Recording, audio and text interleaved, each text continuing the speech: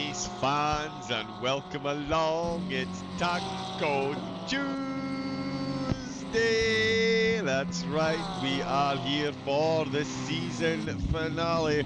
It's only my beloved Spa. That's right, my name's John Wright, aka Double O Raven. My absolute pleasure to be presiding over the final round of the Stalwart Series in the FRL calendar. It is Taco Tuesday. It is season 12. We're here on the PS5. 60-minute race for the drivers this evening, and it's sure to be an absolute cracker. 4 divisions have battled it out so far this series, and it is incredibly close through every single one. And in fact, in 2 divisions, we're looking at drivers that could potentially win without winning a race. Consistency is key. In the arms, we have Matthew Sproston, our first candidate. Sproston, sorry, 157 points, the same as Adam Dutton. Dutton with 3 wins to his name. Sproston, not a win yet, has been onto the podium twice, never been on the top step. He's one good result away from winning. They've got Ivan Glinken in 3rd place, only 2 points behind. Another 2 points behind is Chumakovs there in 4th, only 3 points behind. It's Chapman, and a point behind is Lee Cavlo. Yep, exactly right. It is closer than the qualifying grid at an FRL race. Only 2 points behind Jamie Thacker, with Lee Bailey in 8th. Sergei Avakov, 142 points again, only a 2-point gap separating them. And it is HRT Maron in 10th place there on 137 points. It's a similar-ish lay of the land in the Pro-Ams. Matteo De Angelis has certainly had things his way for the vast majority of the series. 4 wins from 5, and has dropped round a 3rd place. Not too bad a backup. Evandro there 7 points behind, with a good 5-point gap back to Kalugan, and then things start to get nice and close again. David Zhong on 146, only 5 ahead of Zadev, with Hobbs and Cole Buchanan trailing not too far behind. Got a bit of a gap back to Hawkins on 112 points. Van der Waal on 102, and Warwick, sorry Graham, not to throw too much shade, the only contender in the top 10 in any of the series not to breach the 100-point mark so far this season. In the silvers, which seem to have gone ever so slightly, let me bear with me 2 seconds, let me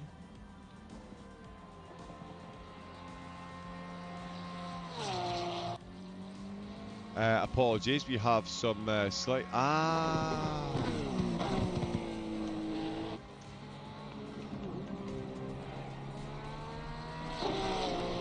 There we go. In the silvers, Dan Naisbitt only a point ahead of Will Rayner. Now, not one to have any favourites, of course, but Rayner, another driver in line to potentially win a series without winning a race. It's quite an achievement. It is doable. Rayner on the verge. Both of them in Ferraris though, so I'm totally torn on this one. Christian Chamo 8 points back, so needs a big result if he's going to chase these 2 down for the championship, but he will be looking over his shoulder, only 3 points ahead of Harry Palmer. Jack King in 5th, Carl Sween in 6th position, a mere 3 points adrift, with only a 4-point gap back to Tulloch. It's going to be some close racing. Tulloch himself in the Bentley, great to see the resurgence this season, on exactly the same points as Dowberrell in the silvers, 135 points each in 8th place. Son on 128 with Paul Trotman in 10th, and in fact so close it's been in the silvers. We've got Stu Rogers down to 19th on 102 points. It's been quite the season there, but We are here for the pros, of course. They're out at the moment setting qualifying. They've got about 5 minutes left. And yes, that was some gratuitous Porsche livery. That is a very good looking livery on Will Friedman's car. Expected to get some unbiased, overly biased, sorry, coverage during the race as well. A race that will see Alex Morgan look to bring home the championship. He's got a 6-point lead, so really just needs to keep it in the top 5. Only a point separates the scoring in the top 10, so it is going to be close. Jared Vermeulen, the lead driver in the chasing pack, 6 points ahead, 6 points behind, but 14 points ahead of Jeffrey Godefroy. So Vermeulen will be firmly looking ahead on this one.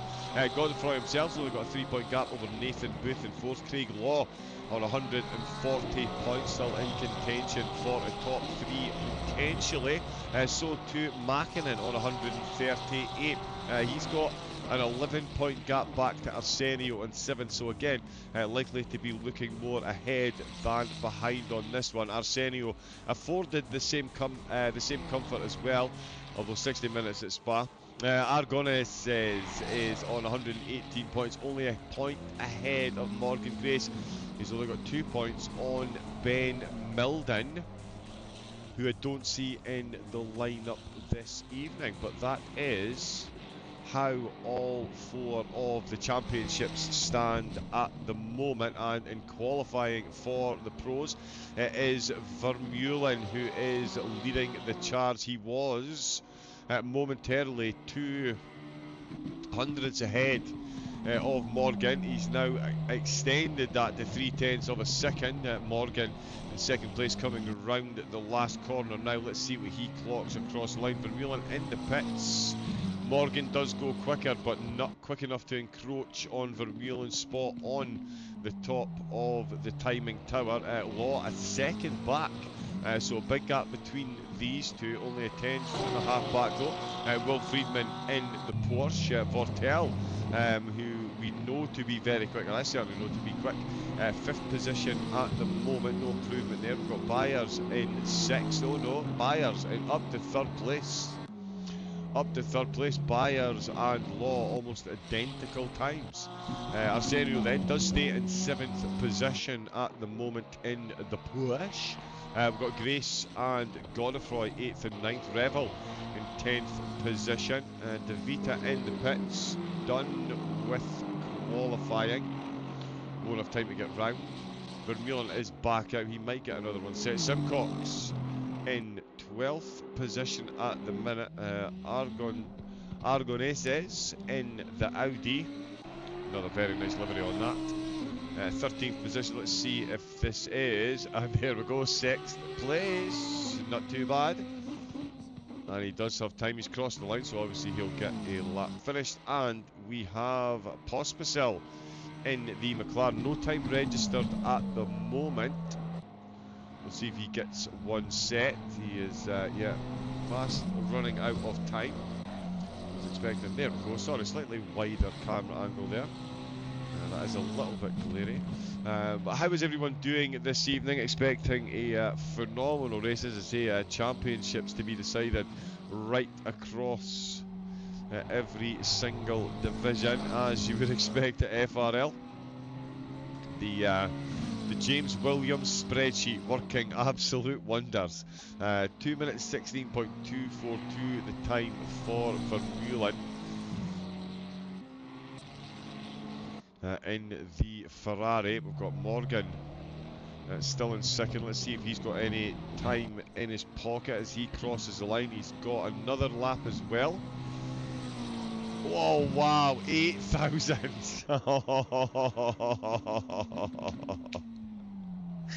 Wow, 8,000 of a second.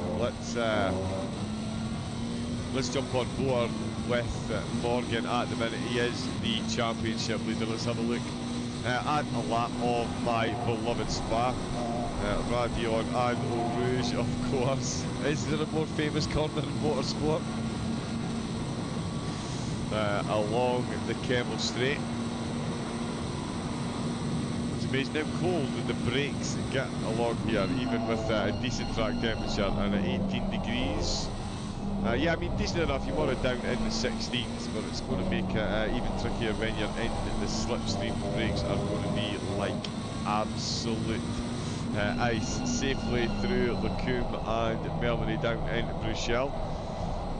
Of course, Speaker's Corner not quite added to this iteration as of yet. Helmet homologation rules governing that one. Double gauche still is for me, thank you. And then down into the flat. This corner here, an absolute worldie as well. You really do need to nail that double apex, and you really feel like a racing driver when you get it done, let's face it. In through Lafang, elongated chicane. The all-important campus exit. You really need this to be good so that you can throw the car in, early shift up to 4th gear to stop the rotation, stop the understeer, and then the run along Paul Frere into Blanchimont. Oh yes. If Radion and Rouge are famous, step up Blanchimont. Side by side through here. Yeah, we'll leave that one there. Into the final chicane, heavy on the brakes. We'll see some overtaking attempts here for those that do decide that goes side by side through the previous corner. Not the best way to make it to the end of the race. Used all the care that you can on the exit as Morgan heading the line. No improvement. He stays in 2nd place. It is Vermeulen in the Ferrari topping the towers at the minute. We've got a couple of drivers still on track. In fact, Law has bent his lap. Friedman crossing the line. Oh, gets to within half a second in the Porsche. I was writing off the rest of the field there. My apologies. Vortel, is he about to really make me look rather foolish? Nope, he crosses the line. No improvement there. Grace is stationary someplace in the pits by the look of things. Pospisil coming round the last corner. Looks like a decent enough exit. Ninth place for Pospisil then. Let's have a look at the timetables. 2 purple sectors for Vermeulen. Morgan taking the purple in sector number 3, and in fact the only driver to go sub 1 minute in sector number 2. The McLaren is strong around there.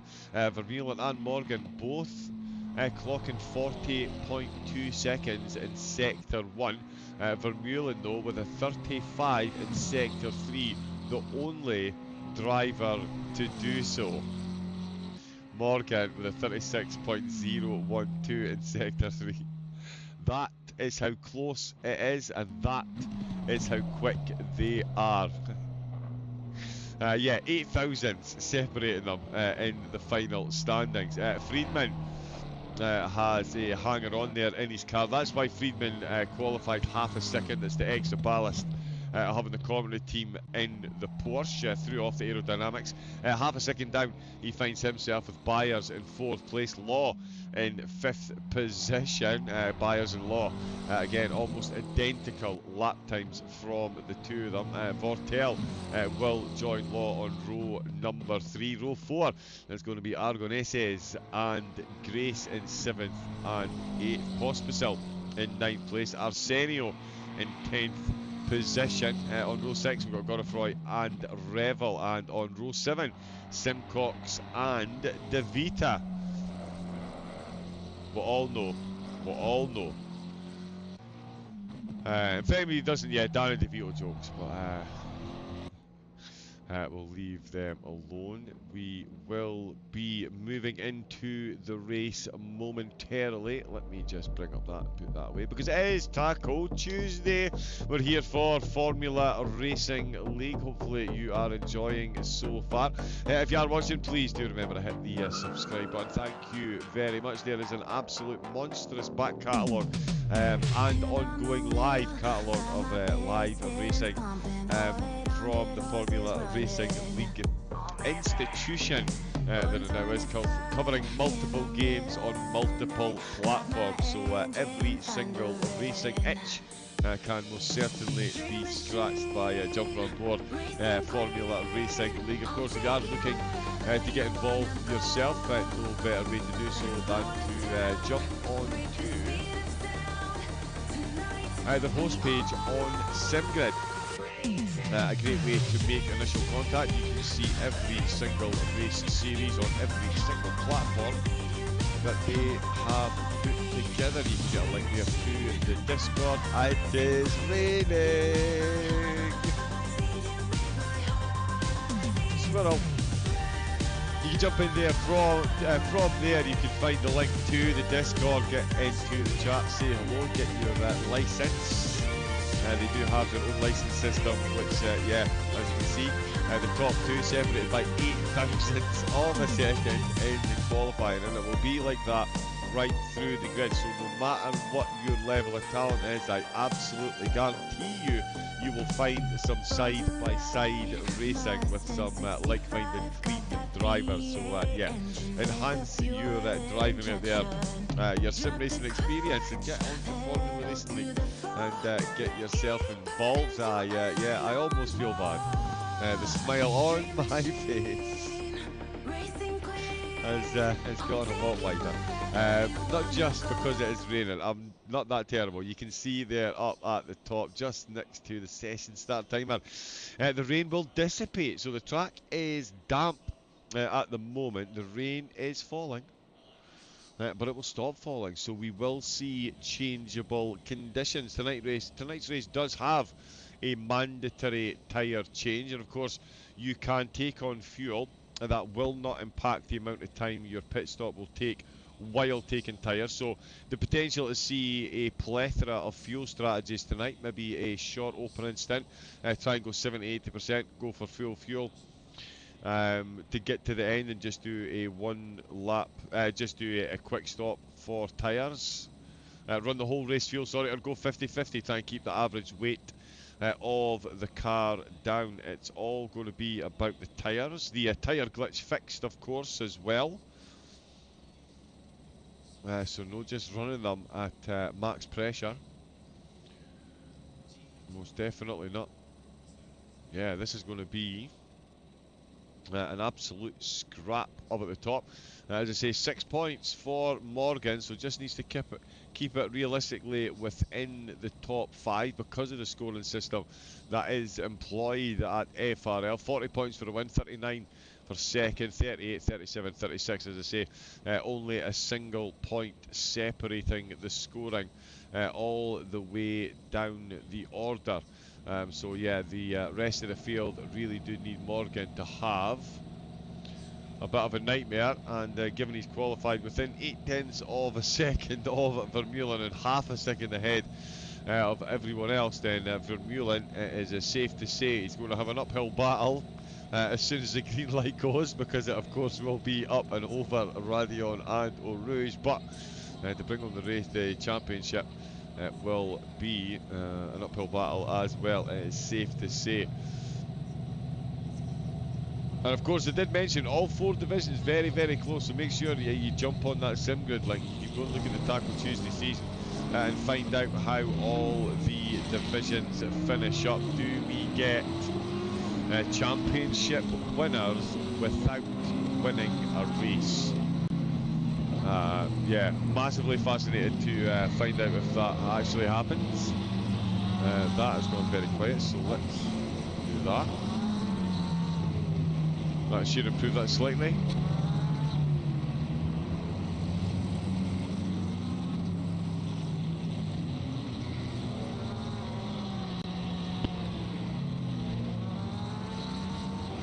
Yeah, there we go. So it's going to be the warm-up lap. Actually, yeah, when we jump on board, they're usually warming up their tyres, so it's just a lot of brake squealing on board the Porsche. We've got an Aston Martin out there. Then, of course, the Audi looking good. And, my apologies, bear with me 2 seconds.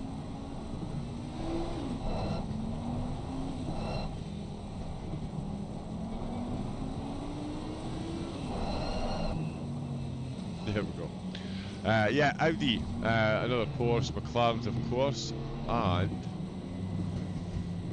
an Aston Martin down at the back with the Vita. Yeah, all warming up the tyres heavily. It really is going to make an interesting one. The track rated as damp, so they'll be out on the dry tyres to start with, I'd imagine. No free cam, unfortunately.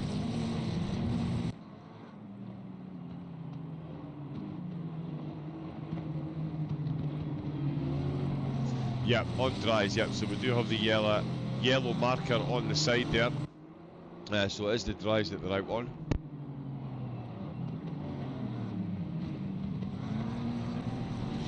So it's going to be a battle. Get them in the window, keep them in the window. See what happens in the track. It's only 15 degrees, so it's not exactly going to help them keep the PSI and the pressure in them.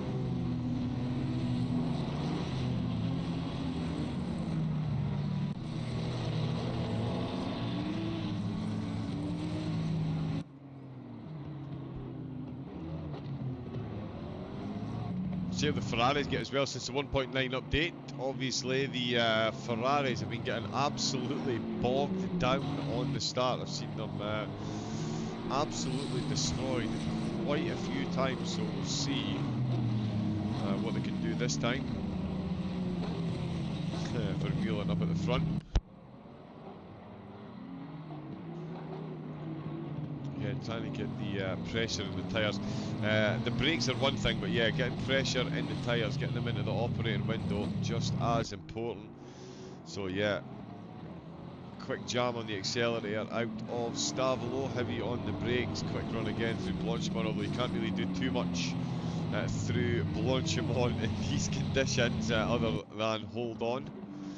Vermeulen will be very much cleaning the way for the drivers ahead. You can see there is it's damp, but there's yeah, definitely it's damp. Although the rain is actually, is the rainfall lessening? I think it is slightly.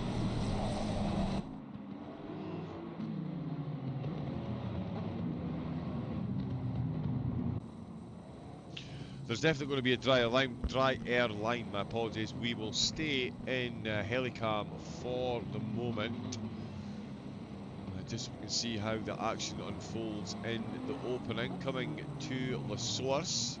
Now this is the finish line, but the start line, straight downhill, staring at Eau Rouge.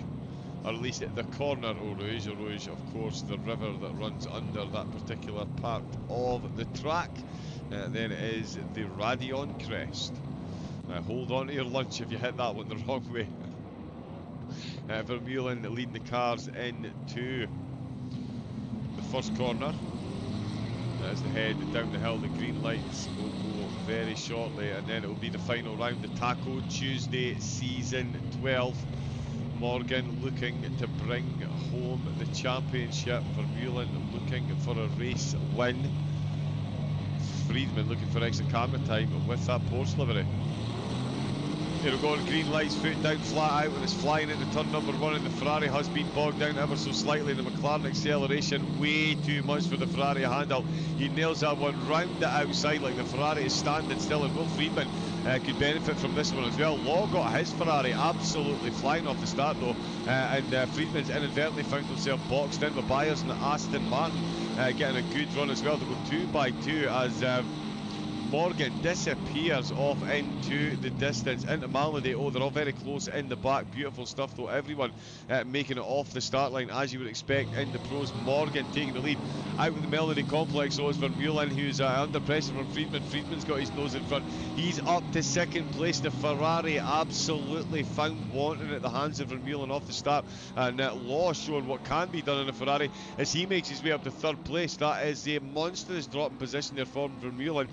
Took pole position and now finds himself down in fourth, and a big wiggle on the back of the car out of Speaker's corner then as Byers looks to pile on the road. They're going to go side by side through double gauches. Law Wow, that is how you drive a Ferrari in the opening lap. Is it damp? Did someone say it was damp? I don't think anyone told Law there. Friedman temporarily in third. As you can see the clouds of spray kicking up from the water on the track. Morgan, again, another driver. I'm not sure anyone told Morgan that the track was damp, but it's now greasy. We'll see if that makes the slightest difference to the pace that he's got out of the front in the McLaren. Vermeulen down the positions then. Law in second place in the Ferrari, and he is chasing that McLaren actually. Morgan could have a bit of a headache going into the final chicane. Friedman on the way to Blanchimont with Vermeulen chasing Byers in fifth. Aragoneses, not getting that one right tonight, my apologies. In the Audi in sixth, Vortel seventh. It's Arsenio applying the pressure in the Porsche. Is he going to try through Blanchimont? Nope, he's going to go for it in the final chicane surely, as he has got the slipstream up ahead. We do have a side-by-side. Oh, the Aston Martin thought about it. Let's see what's happening back here as we've got Grace Godefroy in 10th position looking for improvement. Revel looking to see if he can pick up the pieces. Oh, and that's a good run through the final chicane by Pospisil then. 13th position with Devita dropping off ever so slightly. Pospisil getting a good run, keeping on the back of Simcox as Godefroy and Revel go side by side into La Source. It's going to be Godefroy with a good move up the inside there. Very nicely done indeed. Byers was only 4 tenths back crossing the line, and it looks to be much the same up Rouge and Radion ahead of him. Will on fire Friedman. Delivery in the Porsche there along the Kemmel Straight for lap 2. Third place Law in second, and he is within 7 tenths of a second of Morgan. There's going to be no brake squealing, so let us get some gratuitous on board Ferrari camera time. He does have that purple opening lap there, but that was the opening lap. Let's see how things produce from there. The pit window you can see there is open. It opens a minute into the race, closes a minute after the race started, and Morgan certainly closed in on that apex here. Got some phenomenal rotation on the McLaren. Squeaks out with speakers corner. Oh, both drivers there just getting an extra little reminder that the track is still that little bit greasy there. That was nearly a quick end to a short race there for both of them. Half a second is the gap, and through double goes to Ferrari. Not happy with the handling that Law is asking of it, and Will Friedman could be closing in the Porsche. In fact, is going to get a good run towards Campus. This could be an interesting exit if the Porsche can keep it neat through here. Bravely using the green AstroTurf on the inside of the curves, and he's still had his foot on the accelerator because that gap is closing. Arsenio looks like he's close as well actually in the mid-pack. He has got Grace in fact right ahead of him, and he's got Vortel right behind him, sorry, and Vortel just ahead. That was out of Stablo. This is towards Blanchimont. He's going to go for it. Arsenio looking for a move up the inside. He's only going to get there by the time they get to Blanchimont, and he does absolutely know that. He's got his nose just in front. The McLaren's going to have to hang on to the outside line. The Porsche's got it done. He's got his nose in front. That is a bold move and a brave move there by Arsenio. Vortel very compliant in the overtake. It often takes two to tango. Both dance partners finally tuned in, and Law's in the pits. Law is in the pits in a pristine Ferrari. I did say we could see a change maybe in the fuel. Godefroy in as well, so the rain stopped falling. The rain has stopped falling, so maybe going for the tyre change now. He was on an absolute flyer. So yeah, that could be a very brave move indeed. It's going to give him a lot of track position as he's in. Godefroy and Byers in as well. So there we go. Yeah, I was talking about the fuel strategy. I didn't think I would have to spend too much time talking about drivers coming in at the end of pit one, especially with the changeable weather conditions. But three, and one of them in from second place, as it's still brewing thick and fast in 7th position. Grace chasing down Vortel still, with Revel still chasing Pospisil. We're going to see where Law comes back out. The infamously long pit lane at Spa does get a bit of a bad rep because of the length of the track. You lose a lot less percentage-wise on your lap time than you do at some other tracks. That is for absolutely sure. Grace there, let's see what happens there, but certainly that is an early one. I'm interested Law still stationary. The rest of the field, yeah, so should get out well in front and just be running a lot of empty air in front. And that is a lot of sideways action there for Rebel. Down into double ghost, that's surely going to be a positional loss there. Yeah, Pospisil going through. Simcox won't be slow and pouncing on that one either. And in fact, that is Devita that's caught back up. He looked like he was dropping off as we came to the end of lap number 1, but Devita certainly getting right back in the mix, and Simcox making that ever so slightly easier. Revel making that ever so slightly easier with that sideways motion on the McLaren. Simcox dropping a couple of positions in those exchanges, as well as the track is very quickly evolving in front of our eyes then. A lot less of reflection, no rain falling. And the track is easy. Oh, and that's how greasy it is, as we see Devita there. Just got sight of Devita running seriously wide on the exit to Blanchimont there. Cannot afford to do that. Oh, we've got somebody else coming in the pits. The pit lane may be more forgiving. Oh, and that's Friedman the wrong way. Friedman is the wrong way out of the last corner. No replay function on the PS5. Very little damage on the front of the car. If there's, so he's lost the back end on exit. If you've not, well, my apologies, but at first inspection, no damage on the car at all. So it does look like the Porsche has said no thank you.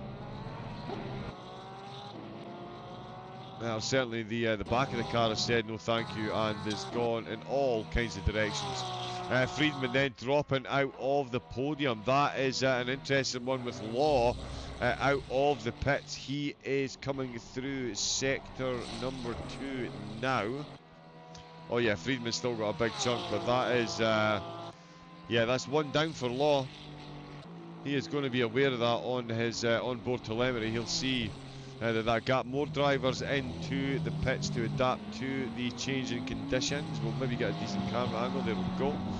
Pospisil in 7th then. Gray still chasing Vortel at the minute. They head down to double ghost. McLaren driver under all kinds of pressure. Grace looking to get an early overtake.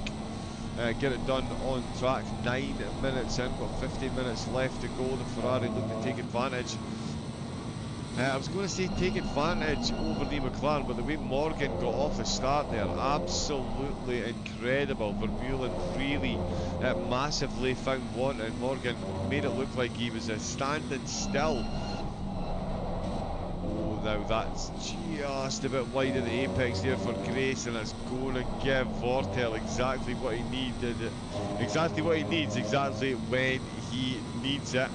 As you can see, the McLaren is going to pull away in the opening stages of the run to Blanchimont, so by the time they get to the final chicane, no way Grace is going to be close enough to attempt an overtake. Bit of a lift because of the greasy conditions. No lift from Grace. That's going to be a track limit violation warning. And even with that, still, as I say, it isn't going to be close enough. So Vortel, wily campaigner, that campus exit was absolutely pivotal, and it's kept them in front for another lap. They both stayed out of the pits on this one. Oh, Grace not quite on the brakes quick enough then, and Vortel, calm as a coma, holds his line, and that is a good run down the hill. No slipstream for Grace. And a long Kemmel straight, but I was about to lead a follow up with, but let's see what happens out of La Source, the great equaliser. Yeah, we saw what happened. It didn't equalise it in the favour of Grace along the Kemmel straight. And again, it's going to be too much for Tell. Getting the job done exactly when he needs to. That is going to keep Grace behind at least until we get to campus once again. So we'll see what happens. We'll keep an eye on that battle. Nope, that's the wrong button because it's that one on PS5.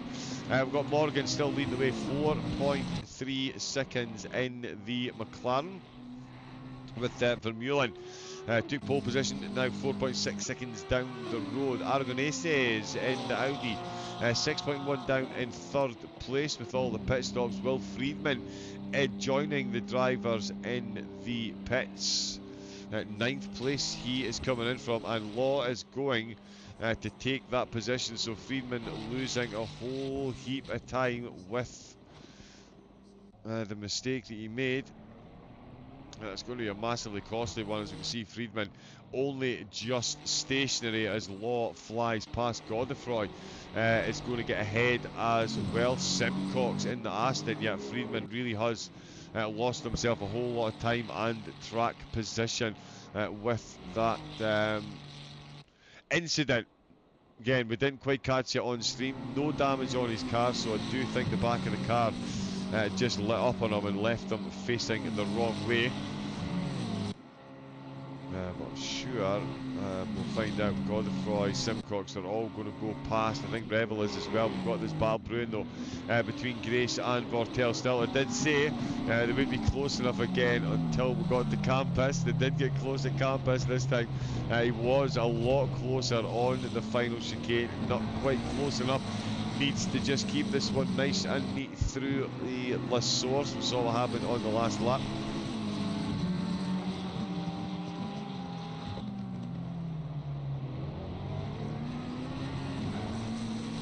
Oh yeah, Pospisil getting close as well. In fact, this is going to be an almighty battle. Let's jump on a helicopter and see what happens down the hill. So Pospisil, is he going to get close enough along the Kemmel Straight to start making this a three-way fight for 5th position? Vortel will certainly be hoping that he gets a good run over Radion. Good run onto the Kemmel Straight, but it's a great run by Grace. He is going to get very close. But by the time we get into the Melody braking zone, it's going to make it a fun run. Slight move over by Vortel to take a slightly defensive line. Maybe he didn't need to there actually. Oh, and it's compromised his run through there. Grace ready to pounce. He smells blood in the water and he's going to get side by side on the exit run down the hill. Oh, and he's turned on. There's been contact with Pospisil. Oh no, Pospisil! Pospisil has taken that one. That is the unluckiest driver there. I was just about to say it's the third driver that's often the best position, and that one has gone horribly, horribly, horribly wrong there. A little bit of a touch on the way through Melmedy, and that is some podium contenders finding themselves into the wall, and Pospisil, a mere bystander there. You can see Grace, he's pulled over there to give the position back. Vortel still limping back down the road. They do have the mandatory tyre stop to take, but it's little to no consolation to get that damage repaired. Pospisil will. 46 minutes left to go at Spa in changeable track conditions. Yeah, exactly. You do not want to be carrying any kind of damage. The position right themselves here. Grace redressed the position. He will, of course, still face penalty. Everything Stewart did. Certainly a bit of a mistake. It wasn't a huge mistake. It wasn't like he massively spun him, but just that tiny bit of contact in these conditions is all it can take sometimes. And yeah, that could definitely decide some championship points. Vortel still down the road. You can see Grace got very little to no damage there, but he was still deliberately staying behind Pospisil, who does unsurprisingly make his way into the pits. He'll change tyres and he will get that damage repaired. That is most definitely not aerodynamically sound. And Vortel coming into the pits as well. The pit stop to take. I'd imagine Grace will find a way to redress that position as well. With their pit stop to come soon. Up at the front it is still Morgan, blissfully unaware of all that's going on. We've got a yellow flag on track as Byers in the Aston Martin.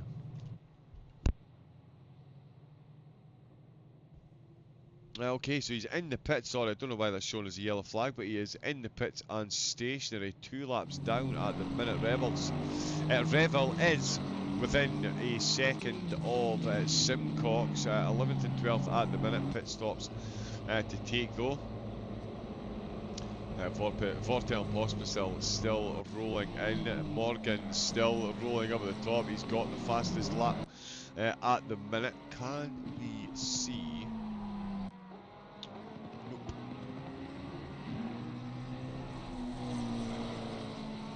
Nope. just trying to see if we can see the fastest lap that he set so far. The man's at someplace down. Oh no, actually, sorry, the track's only just at fast, so we're probably in about the 18s, about maybe 17s. Greasy to fast track. Whatever lap time it is he's doing, he's 4 seconds ahead, almost 20 minutes into the race, so it's a decent pace. And there is the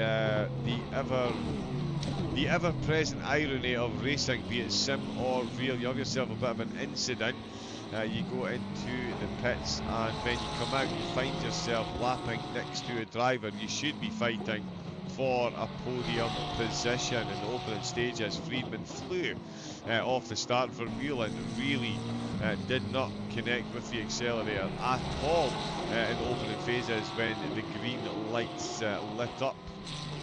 Friedman took advantage of that and took third position, sorry, as Law, of course, went on to take second. He is, of course, the lead driver to have taken his pit so far, 19 seconds up on Godefroy. We can see Friedman battling for a podium, now down in 13th with 5 pitted drivers ahead of him. There is Byers now confirmed as in the pit, so no longer a yellow flag. Not sure what's going on there. As Rebel gets very close to Simcox, the McLaren and the Aston Martin getting very close. Let's see if we can get some nice spoiler cam on that. I do like the sound of the Aston Martin engine. But certainly, yeah, Friedman, massive Iron 8, stuck on track with the car he can match for pace. But he is that lap down, and in fact Pospisil and Vortel have reignited their battle. They've come out the pits, of course, very close to one another.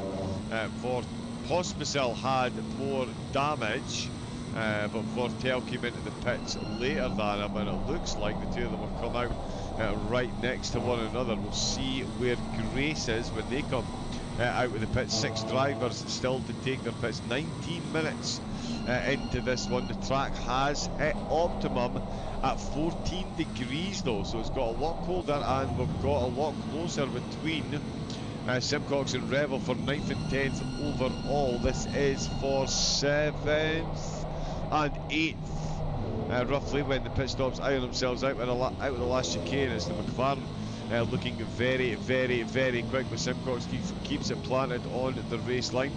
Makes his defensive move out to the outside, and he goes for it. Revel going full send mode there, and the Aston Martin saw that one coming heavy on the brakes, and it is a job done there by Revel. Simcox ended up taking the inside line, and it is Revel who has taken the position after a 3-lap battle between these two. It's Revel that, oh, and that's a big miss there. Oh, did he clip the wall?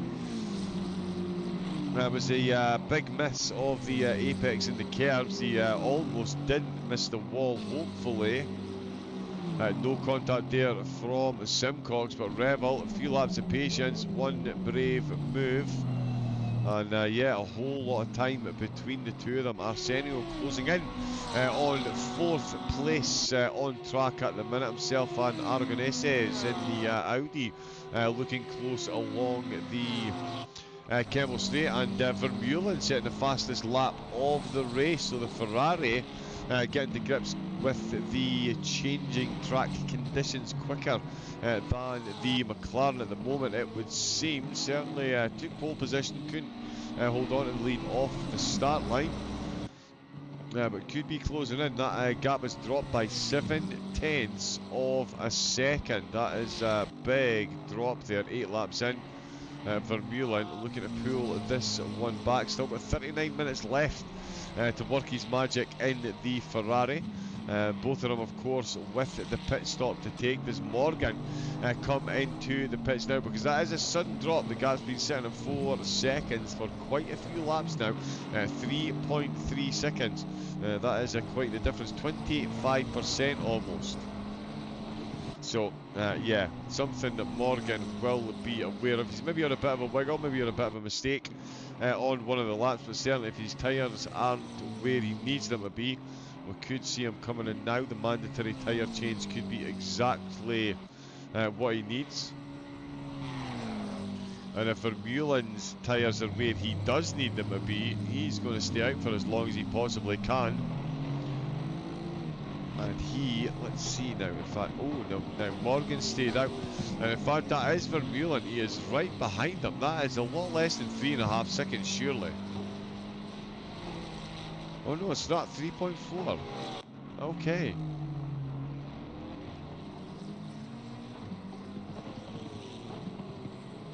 Yeah, okay, maybe about 3 seconds. Sorry, that just seemed a bit closer there. Grace, 2.3 down on De Vita, who made places after Grace made contact with one of the McLarens, Vortel, who is still chasing Pospisil at the minute.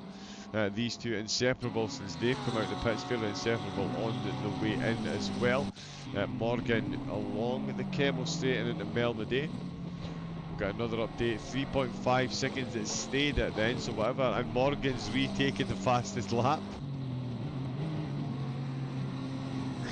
Wow. So yeah, absolutely titanic struggle up at the top between the two of them. To say they're lapping equilibriously is somewhat of an understatement.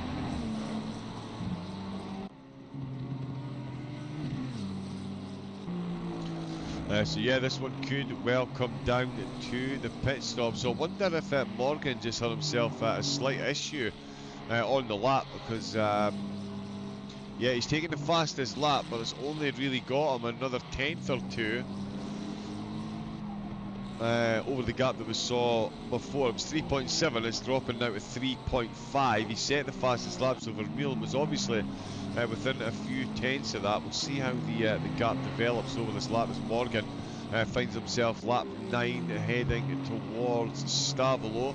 The long run to Blanchimont does have Simcox in the Aston ahead of him.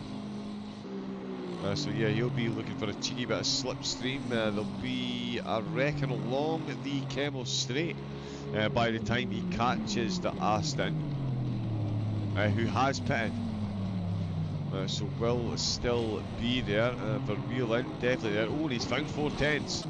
He's found 4 tenths Vermeulen. Surely about to set the fastest lap of the race. The track really starting to come to the liking of the drivers. He doesn't set the fastest lap of the race despite closing the gap by 6 tenths of a second.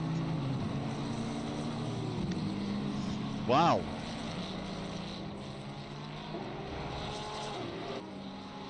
Oh well, I suppose, yeah, Morgan did. The gap get dropped by 6, I did say. Oh no, it went from 3.7 to 3.5. He didn't set the fastest lap. The gap was now under 3 seconds, so at the minute, yeah, swinging back and forward, but mostly in the direction of Vermeulen, you would say. 3 seconds slightly back up, and it was interesting, yeah, Vermeulen took 2 purple sectors, and Morgan took 1 in qualifying. Vortel and Pospisil still 4 tenths separating them. The early pit stoppers have got their jobs done as far as the mandatory requirements go. They've got them done early. We'll see if anyone goes for the halfway mark. For Vermeulen and Morgan, it's going to be a game of cat and mouse here. Who blinks first and brings it in to get that tyre change? Again, with the way the pit stops work, you can put fuel in while you are changing tyres. So really, the drivers with an open fuel policy, do they just run the entire tank of fuel? It does obviously increase the weight of the car. Do you thereby then run 50-50 with the fuel to keep the average weight of the car down? It won't make a difference, as I say, to the amount of time you spend into the pits. The only difference it will really make is to the weight of the car. So we'll see when they decide. There is Vermeulen bringing it back in sector number 2, where ironically Morgan took the fastest time and was the only driver to go under 1 minute through sector number 2.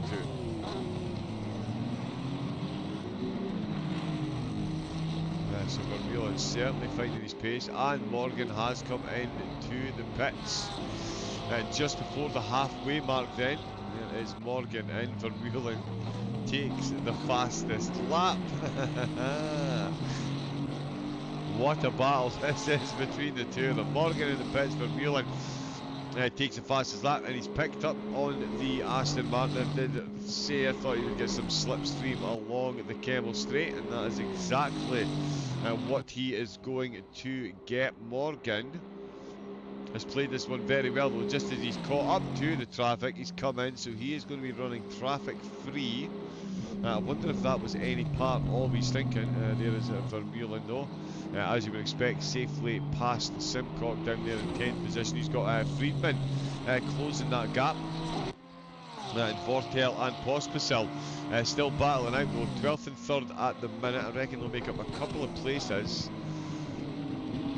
Oh, maybe only one actually over Davita. Grace has been putting in some good laps, but he is a fair chunk of change down the road.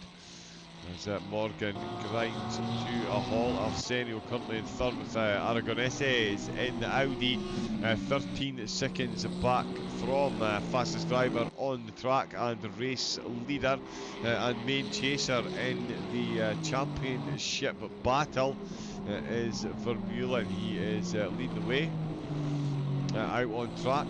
I keep going to call him Jack. It is Jared Vermeulen.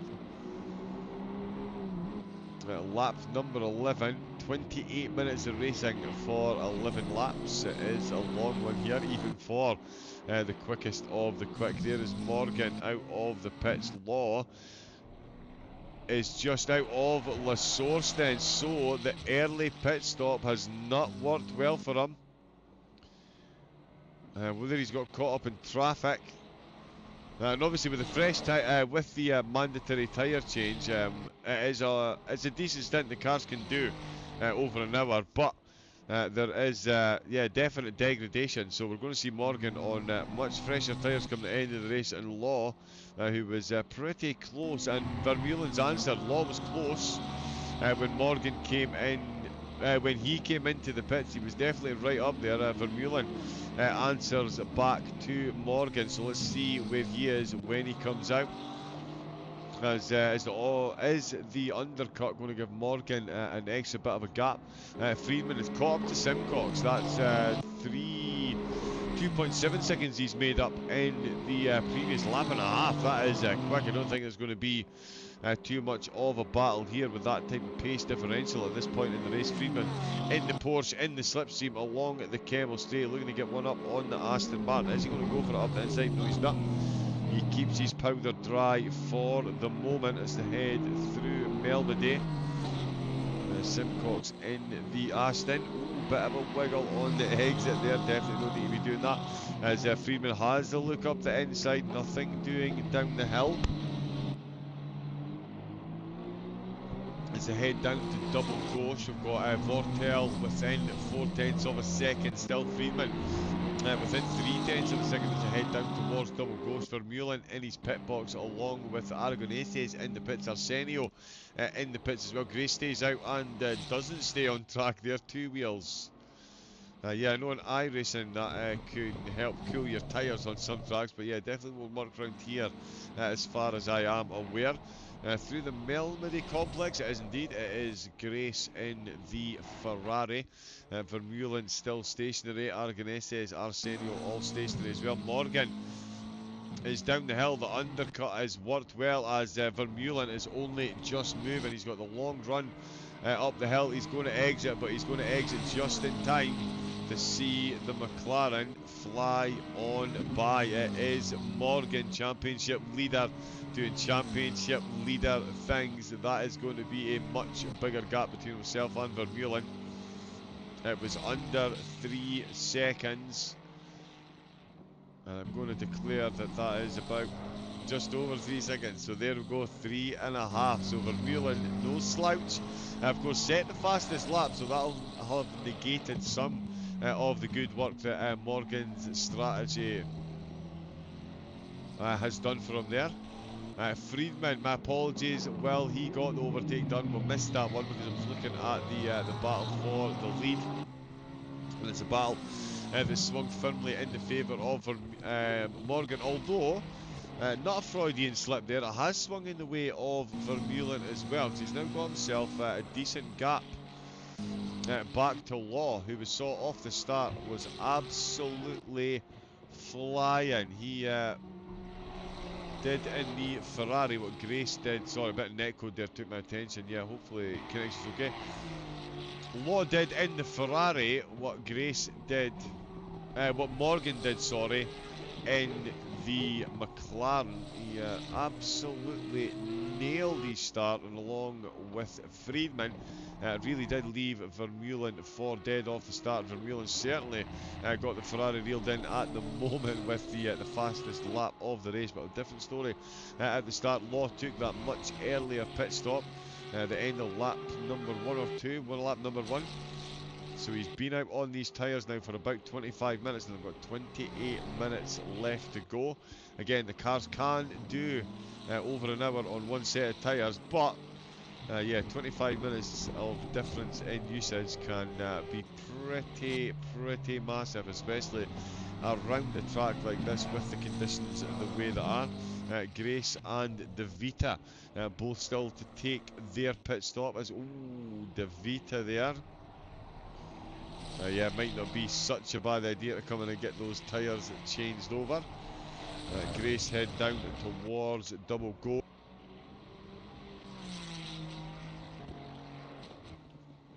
Yeah, involved in that contact, of course, that saw Vortel and Pospisil drop down the order. These two not shied away from the battle since they've come out. Again, they've been, there's quite a few laps now. Oops. They've been absolutely nose to tail.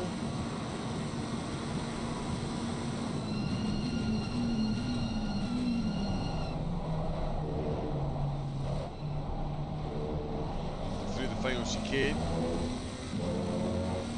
who's it that's got the exit there? It is Pospisil. Look at him run off with it. Both of them in the McLaren then, so it's all about the drivers and the tyres at the minute. And that is nice late braking there by Vortel. Does get the car stopped, does get it rotated, does get out of the source. Let's head down towards the Rouge and Radio. Love the sound of the engine echoing back off the wall. Over Eau Rouge, up over Radion. There is the crest, there is the curves, there is the Kemmel straight, and here comes the Melody braking zone. Is Vortel on a charge in the slipstream? He's sitting at that 7/10 of a second. He's sitting as close to the slipstream as he can. It's had not enough effect. He is going to get close. Wow, really good use of the curves. Vortel really hooking that those left-hand wheels inside the curve to get the car rotated. Out of Melody though, it is as you were position-wise with Vortel finding 3/10 through the previous corner complex. Oh, and actually, let's Aragonese, sorry, over the front, 3.5 seconds behind Law.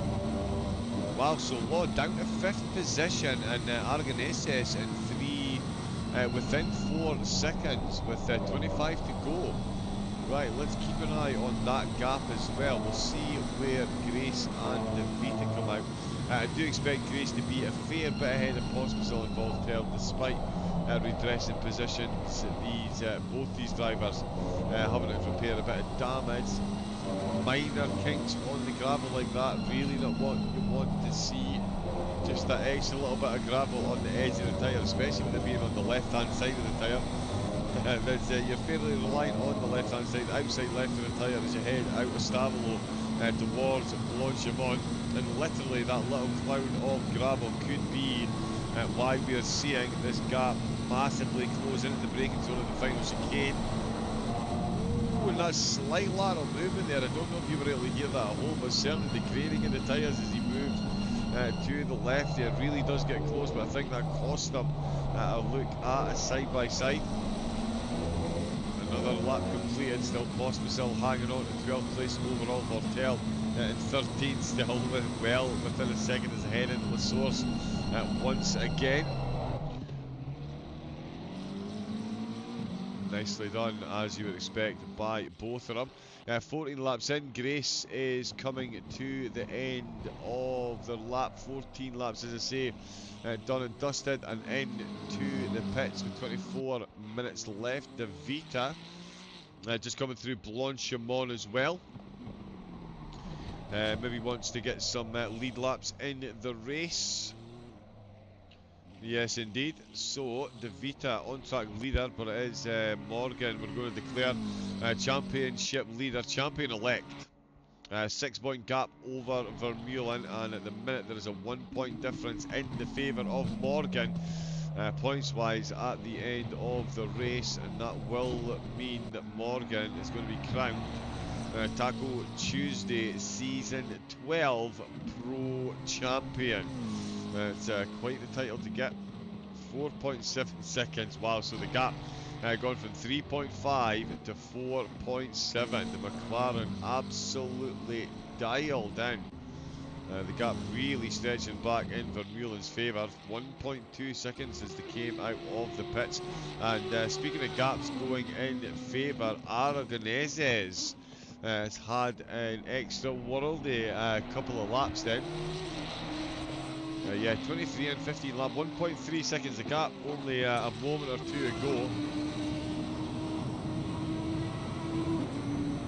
Was it 3.5? There's Goya Grace still in the pits, dropping down the positions. We'll see where they come back out. We'll see what Aragoneses can do. 1.3 seconds still is the gap there. Still 0.3 of a second between Portel and Pospisil. That one a battle for the absolute ages around here. They might not be in the highest of positions, but I guarantee the two of them are having some of the most fun out on track. This battle is absolutely epic. Slightest miscalculation by either of them, and it is a position gone. Law in the same position as another 3.10 scrubbed from the gap by the flying Audi.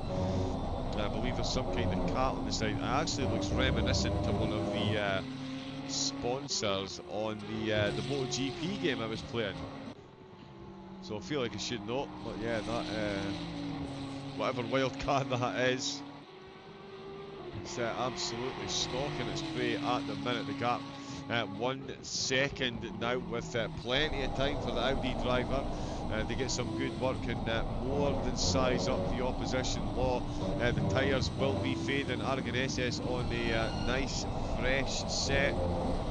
More than enough to outgrip the Ferrari in several parts of the track. The Audi not too shabby in a straight line, doesn't do well in slower corners, of course, but in yeah, through the faster ones, it's no slouch.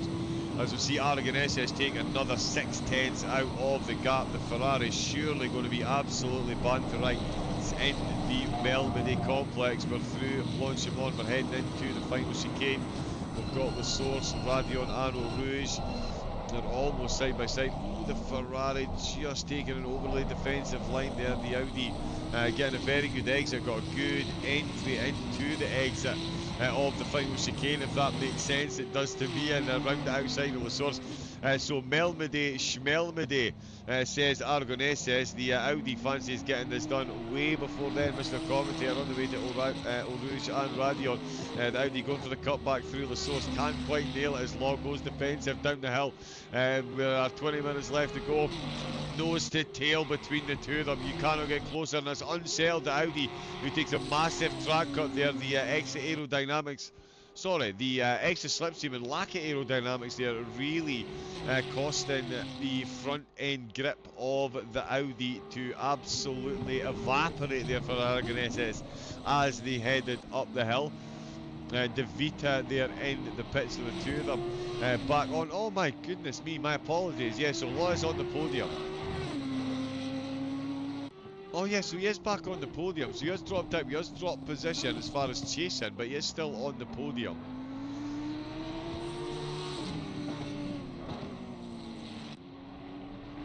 So yeah, I'm not trying to figure out which way I verbalised that. But anyway, Law is on the podium. Aragoneses is certainly looking to take that podium spot if they can. And certainly at the minute, certainly looking in the favour of the Audi driver. Portel and Pospisil still going to absolutely hammer and tong at the minute. Still only 2 tenths as they find themselves going past a Ferrari. That is De Vita. So, oh, De Vita losing positions then. Of course, went past these two when they came into the pits. De Vita just out of the pits. So a couple of laps in, the lead back down to 13th position. Vortel and Pospisil both very quickly past. Aragonese is not hanging about at all. Look at how quickly this gap has been closed as the Audi driver is ahead. The Audi's ahead. Completely missed that one. So Aragonese, no messing about whatsoever, has nailed an impressive overtake. And I say that because Law is clearly no slouch, but the pace that the Audi has got at the minute is just otherworldly compared to the Ferrari, it seems. And we'll see. Cameras, thank you. I'm still unsure as to why it takes a double tap to change, but there we go. The infinite wisdom of Kunos. And the infinite acceleration power of the Audi. For anyone that doesn't believe, the Ferrari not quite got the acceleration of some of its 1.9 counterparts. May I present Exhibit A, Your Honour? Aragonese in the Audi. Yes, that is the little dot that is disappearing onto the horizon into the Melody braking zone. Aragonese has got a very clear rear spoiler and very little slipstream going the way of Law. Going to need to be... Ooh, that's not what you need. That just that slightest wiggle there. That's another 2 to 3 tenths. Keeps a nice close apex there, slightly too close, so to be fair, you want to almost double apex that corner down the hill. Hit the apex on the way in, go out a little bit and then pull the car back so you can really punch it and make the most of what acceleration the Ferrari does have. So yeah, Law, I think we're going to see that gap opening up even quicker. I don't know why we jumped to the pits there, but we still on board with Law. And he is watching a podium disappear off into the distance. The tyre wear, maybe that little bit too much. Vortel and Pospisil, surprise, surprise, nothing between them into the Melanie braking zone. And they've caught up to Simcox as well, another driver. Oh, and Simcox has lost it on the way into the first phase. Lafang. I keep calling it the Melody Complex because it effectively is. It's all about that exit from Melody to get down the hill. But Lafang is the corner on the way in, of course, and is the Lafang exit effectively that has seen Simcox. Oh, he's in the pits. That's a lot of damage. He's going to have to wait there for 2 minutes before he can leave, and that is going to cost him. It's going to give De Vita a position, no? So De Vita will get a position back there with Simcox in the pits. Pospisil and Vortel will both be promoted in position. Vermeulen is fighting back. He's got 3.5 seconds. That's a second back in his favour, and he's taken the fastest lap. How is it a race with one pit stop can have 4 clear, distinct phases between the top two? And at the moment, it is phase Vermeulen. It's not going to bring him the championship win. There's only a point between first and place points. 1 point between what first and second place earn. There's 6 points between them in the championship, even with the point for the fastest lap as well. Vermeulen, this race win is purely for pride. But isn't that what they're all for anyway? He's already got 2 wins. If he gets a win here, he will match Morgan for wins. If Morgan wins, he will bring home 4, which I believe is the highest number of wins in any... Oh no, it's not, sorry. One of the divisions does have a driver that's had more than 4 wins. Sorry, I scratched that out of my notes. Let me just double check because I didn't put it back in. Like a true professional. We'll keep an eye on the battle between the McLaren while I just double check my facts and figures. Yeah, in the silvers, Danny Naisbitt's got 3 wins. In the Pro-Ams, it's De Angelis, of course it is. Oh, and we're maybe seeing an overtake. We'll have seen an overtake. Let's get some helicams so we can see the overtake. It is an attempted overtake. Vortel has been overtaken. Pospisil has got it done, and is Vortel going to get it done straight back again as the head down towards heavy braking zone there. He's managed to keep that one between the Mayo and the Mustard and out with the rear fender of Pospisil ahead of him. Pospisil showing all the patience in the world, but with 14 minutes to go, it was Le Fang signed, sealed and delivered. Pospisil in front. Vortel no slouch, looked to come straight back at him. Wasn't quite able to get it done down the hill. Pospisil up to 10th position. Grace ahead of him in 9th place, with Friedman in 8th position. Only 2 seconds separating these two as well. Revel in 7th place, with Godefroy in 6th. Arsenio in the Porsche kept his head. Was involved in an overtake earlier on. But head down for the rest of the race. 5th place on the board. Good points haul there. And Law losing time hand over fist to the Audi at the minute. Why won't you give me a real camera on this, please? Yeah, let's go with that one. Law now, drumroll please, 3.6 seconds down the road. So Aragonese is really moving very quickly. Not quite as quick, it has to be said, as the Runaway 2, as these two are going to be nicknamed. Arthur Morgan, famous protagonist, running away with it. But yeah, this is a slightly different Morgan. But he's certainly saddled up his horse and is looking to ride on out of town with the race win and a championship win. Vermeulen is closing in. The gap was up to 4.5, it's now down to 3 seconds. At this rate, we are going to see a battle between these two for the race win, down to, I think, a couple of laps to go maybe. I mean, we've got 12 minutes left to go, so 4, maybe 5 laps left. Everyone's been into the pits.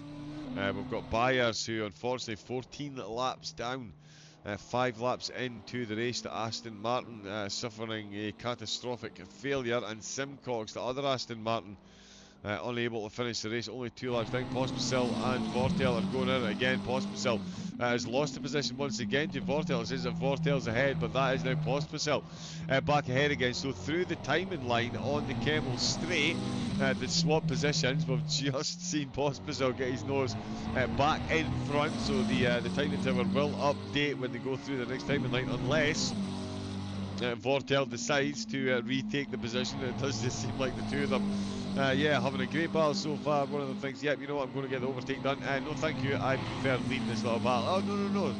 Excuse me, allow me to lead the way, please. No. Allow me. Yeah, the two of them swapping positions in the closing stages. Still 11 minutes left to go. And the two McLarens phenomenally evenly paced at the minute. See how close the lines are as well.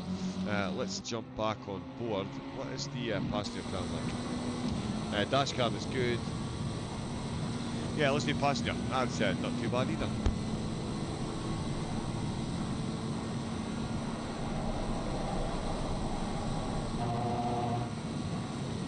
And through Blanchimont, not too bad either for Vortel. Pospisil is back up into 10th position. Friedman losing time to Revel and to Grace. Grace finding 8/10ths over the last 4 laps to get to within 1.6 seconds. Another potential overtake in the closing stages. Friedman again had a phenomenal start to the race. Unfortunately saw him stationary at the side of the road.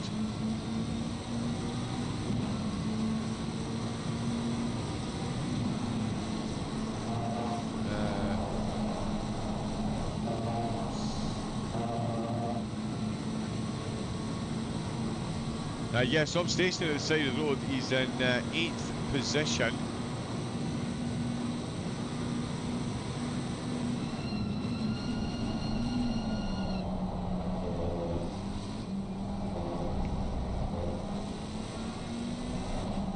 Okay, there we go. Yeah, 8th position. Will Friedman, 5.1 behind Revel, but being closed in on by Grace. Grace again may have a little penalty coming their way after the contact with the two McLarens, or one of the McLaren that led to contact with the other McLaren. that we're now fastidiously watching on track. At less than 10 minutes to go, less than 3 seconds separating the race leader. I would love to know their lap times. Please, Kunos, give us some better spectator facilities for console ACC. Thank you very much. And yeah, maybe in future announce your tracks as well. Morgan, 21 laps in, Vermeulen, 2.7 seconds down the road. They're into Lafang and out of Melody, as you would expect. The track now down to 13 degrees. It started as damp, went to greasy, went to fast, went to optimum, while dropping from 17 to 13 degrees. So it's been quite the roller coaster ride for the tyre pressures. We saw 4 drivers come in at the end of lap number 1. One of them, of course, was Law. For me, I'm not sure that gamble paid out, unless there is something huge that I'm forgetting at the start. I think Law was running a very quick race and did just come in, got up to 2nd place. But then, if that was the strategy, yeah, always stick to it when you can, because you know what they say: no battle plan ever survives first contact with the enemy. So yeah, always a case of plan for the worst, hope for the best. And I'm not sure that's quite the result, but Law was looking for Argonese, certainly. Won't be complaining. Audi up in the podium. Law 5th in the championship in a minute, and only 3 points behind Booth, 6 behind Godefroy. There's only going to be a 2-point difference there. Over Radio Rouge, Vortel very close once again. We're going to see another photo finish along the through the timing line on the way into the Lafang braking zone. Lafang braking zone. Knows the, oh, and he's just misjudged that there in the slipstream, almost contact. It's one of those moments where you think to yourself, I'm about to hit someone, I must move.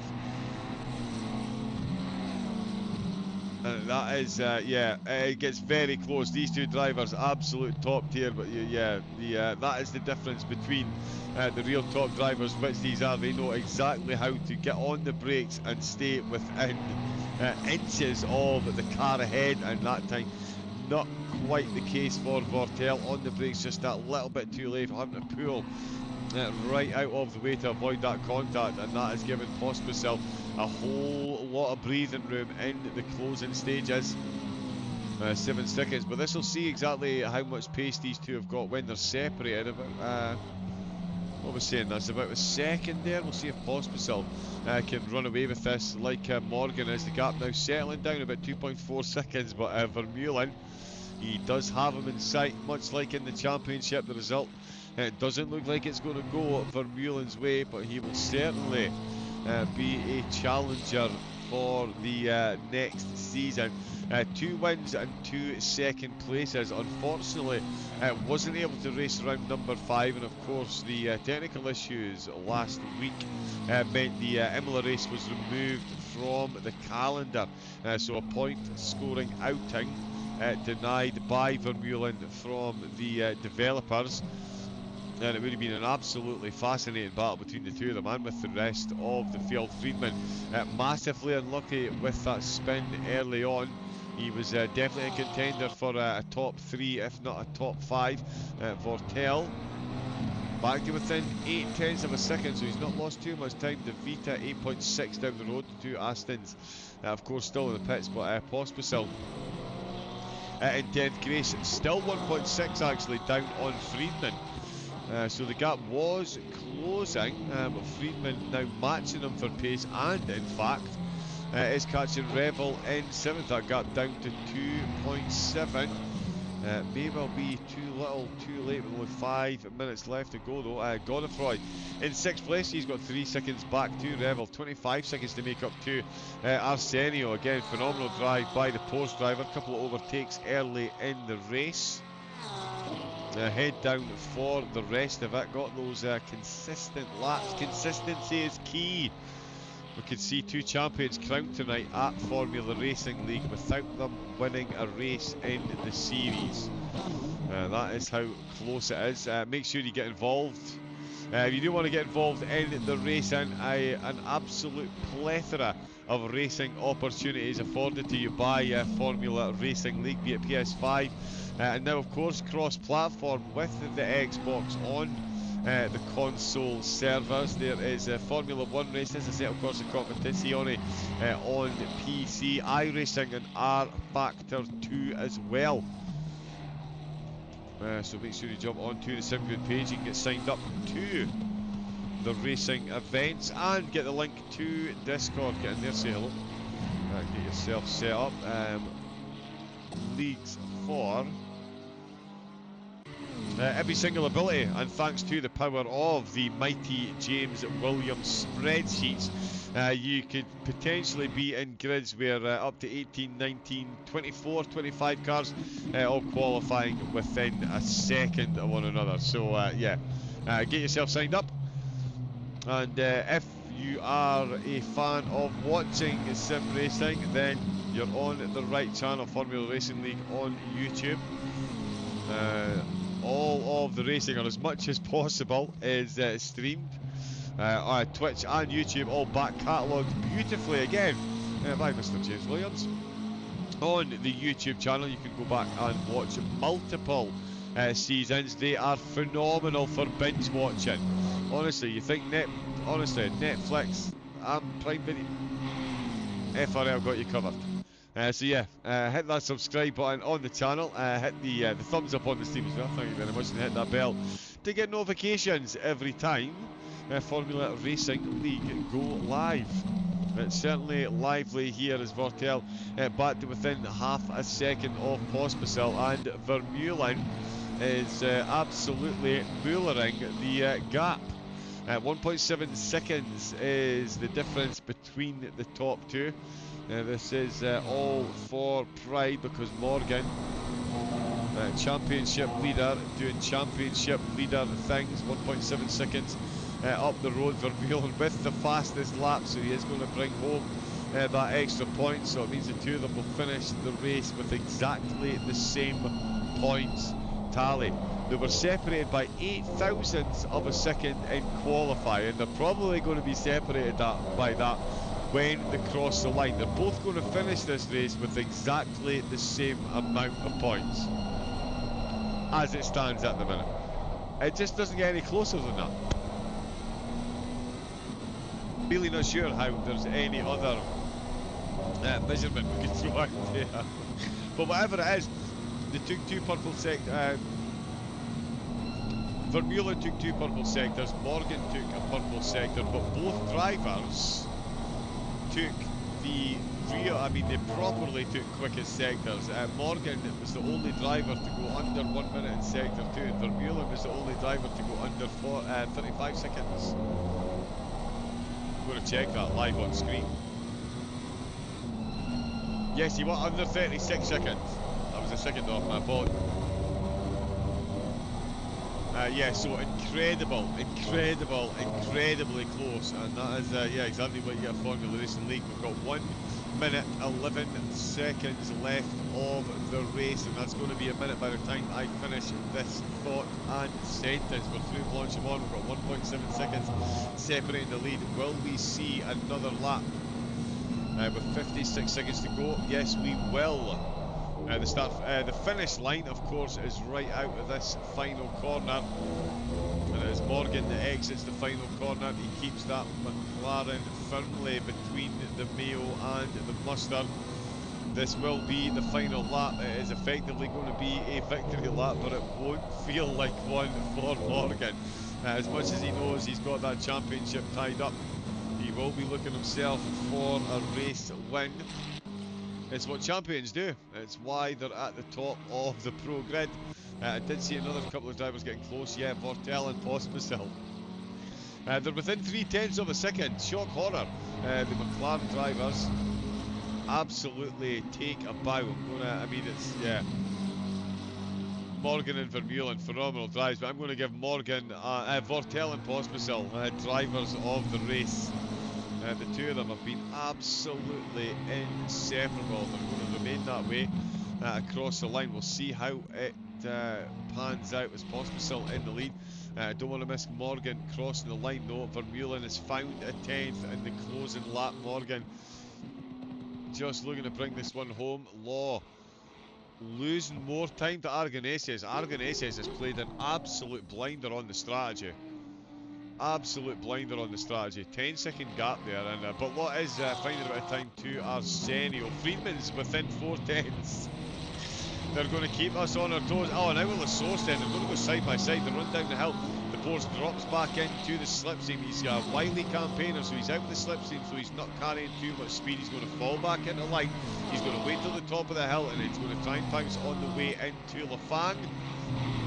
And here we go, along the Kemmel Straight, and on the way into Lafang, the Porsche is going to be going very, very, very quickly indeed. It's all about the brakes and getting that nose turned in if he can, although the McLaren is going to fend him off in a straight line. He's got him, nose to tail to go. We've got Morgan, who is going through Blanchimont. He's through Blanchimont. He's found a couple of tenths back over Vermeulen. Just stamping that little bit extra authority out of the final chicane. It is going to be another race win for Alex Morgan, and he will be crowned Series Champion of Taco Tuesday Season 12. The McLaren driver flashing the lights, having a bit of a weave over the line. Vermeulen will finish 1 place behind, 1 point behind, but he'll bring home a point for the fastest lap, 1.7 seconds down. Let's see. Will Friedman looking to get the overtake. Vortel is still behind. Pospisil still ahead. They were separated by half a tenth through the last timing line. Is Will Friedman going to get it done? Let's get a slightly wider shot of this one. Aragoneses with a phenomenal podium drive. Congratulations to the Audi driver finishing in third place. Apologies, I missed you crossing the line, but I'm keeping an eye on potential overtakes brewing down through the field. We've got Law crossing the line to finish in fourth. Arsenio in fifth place. Godefroy going to bring home the Ferraris. 3 Ferraris in the top 6. Love to see it. Revel under pressure from the Porsche driving Friedman. Friedman definitely in contention for a podium on this one. A cool bit of exiting luck from turn number 1. Cecil Soap Dash. Oh, they're going to go side by side on the exit. Revel having to go full defensive there. Friedman doing everything he can right at the end there, but it's going to be Revel that hangs on to 7th position. We've got Friedman across the line there in 8th. Grace in 9th position. Then it is the dueling banjos, Pospisil and Vortel. Completely inseparable for massive amounts of the race. And is it going to be Pospisil that gets the 10th position, or is Vortel going to ruin that parade out of the last corner? Phenomenal driving by both of these to be in the slipstream for so long with one another. Absolutely incredible. Drivers of the race for me. They got turned, took a lot of contact, won an absolute innocent bystander in the case of Pospisil.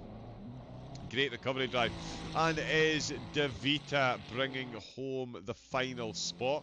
A couple of drivers unable to finish the race, unfortunately. Both Aston Martins out of the window, and there we go.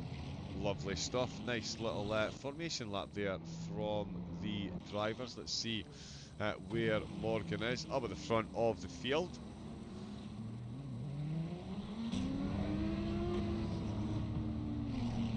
So yeah, as we can see there, the qualifying 8 thousandths of a second around Spa. 2 minutes 16.242. 2 minutes 16.250. Insane. Half a second quicker than Friedman in third.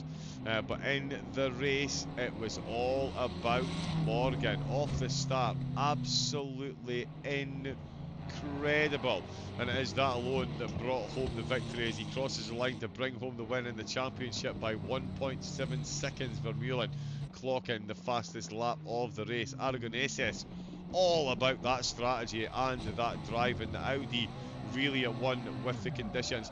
A solid third place for Aragoneses. Law in fourth place. Arsenio, as we saw, crossing the line in fifth. Godefroy in sixth place. Revel in seventh. Friedman 8th place there. Tough race for Friedman, but good recovery at the end. Grace in 9th position.